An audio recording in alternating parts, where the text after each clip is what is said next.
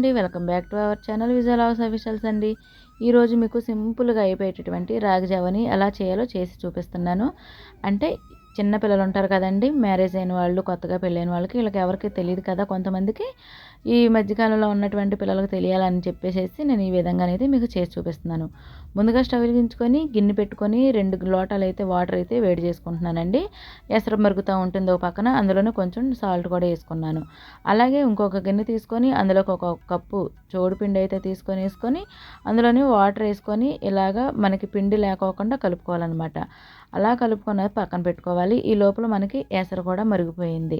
ఈ ఎసరులోని ముందుగా కలిపి పెట్టుకున్నటువంటి ఈ చోడుపిండి ఉంది కదండి, ఆ వాటర్ని కూడా మనకి దీంట్లోని వేడివేడి నీళ్ళల్లో వేసేసి మనకి మరగబెట్టేసుకోవాలి. మనకి ఈ చోడు జావ అన్నది 3 నిమిషాల్లోనైతే రెడీ అయిపోతుందనమాట. ఏంటంటే మనకి ఈ రోజుల్లోని ఎవరికీ తెలియట్లేదు. అలాగ పైగా ఈ మధ్యన నేను టౌన్ ఏరియాకి అటు వెళ్ళినప్పుడైతే చోడు జావ కూడా అమ్ముతున్నారండి. అయ్యయ్యో, జావ కూడా అమ్ముతున్నారు, ఒకవేళ ఇంట్లో చేసుకునే వీలు లేదు కదా అని చెప్పేసి తెలియని వాళ్ళు కూడా ఉంటారు కదా అని చెప్పేసి నేనైతే చేసి చూపిస్తున్నాను. ఇప్పుడు ఎక్కడ చూసినా రెస్టారెంట్లలో కూడా ఇవే స్పెషల్ ఉంటున్నాయండి. రాగి ముద్ద, రాగి జావ, చెద్దన్నం కూడా అవైలబుల్గా ఉంటుందన్నమాట. అవి ఎలా తయారు చేసుకోవాలి ఏంటి అన్నదైతే వీడియోలలోనైతే చేసి చూపిద్దాం కదా అని చెప్పేసి నేను ఈ విధంగానైతే నేను చేసి చూపిస్తున్నాను. అలాగే మనకి జావ మొత్తం మరిగిపోయింది కదండి, పైన పొంగు రాకోకుండా ఉండడం కోసం అని చెప్పేసి, మేగడ కట్టకుండా ఉండడం కోసం కొన్ని నీళ్ళు అయితే చిలకరించి పక్కన పెట్టుకొని చల్లారి పెట్టుకుంటున్నాను. అలాగే ఒక గిన్నె అయితే తీసుకున్నానండి. ఆ గిన్నెలోని చిక్కటి పెరుగు అయితే తీసుకొని ఇలాగ కొంచెం చిక్కగా మజ్జిగ చేసుకున్నట్టు చేస్తున్నాను అనమాట. అలాగే మేగుడుతో ఉన్న పెరుగు అయితే చాలా బాగుంటుందండి. గేదె పెరుగు లాంటిది ఉంటే కనుక, ఎర్ర ప్యాకెట్ పెరుగు అలాంటివి, వెన్న ఉంటుంది కాబట్టి ఆ పెరుగు వేసుకున్నా కూడా చాలా చాలా టేస్ట్గా కూడా ఉంటుంది. అలాగే ముందు ప్లెయిన్గా తాగేవాళ్ళు ఉంటారు కదా, వాళ్ళ గురించి అని చెప్పేసి నేను కొంచెం పక్కకి తీసైతే పెట్టేసుకుంటున్నాను. ప్లెయిన్గా తాగేవాళ్ళు బెల్లం ముక్క పక్కన పెట్టాను కదండి, ఆ బెల్లంతోనే నంచుకొని తింటే చాలా చాలా బాగుంటుంది.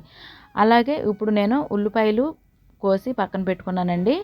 అలాగే నేను చోడు జావ కొంచెం తీసి పక్కన పెట్టాను కదా, మిగతా దాంట్లోని మజ్జిగ చేసుకున్నటువంటిది కూడా వేసేసుకొని కలిపేసుకున్నాను. ఈ పెరుగు వేసుకోవడం వల్ల చాలా టేస్ట్గా ఉంటుందండి.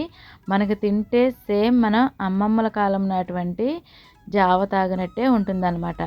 అలాగే నేను ఈ జావ చల్లారిన తర్వాత పెరుగైతే కలిపేసుకున్నాను. అలాగే ఉల్లిపాయ ముక్కలు కూడా చిన్నగా కట్ చేసుకొని అందులో వేసేసుకొని అయితే కలిపేసుకొని తాగేస్తున్నాను.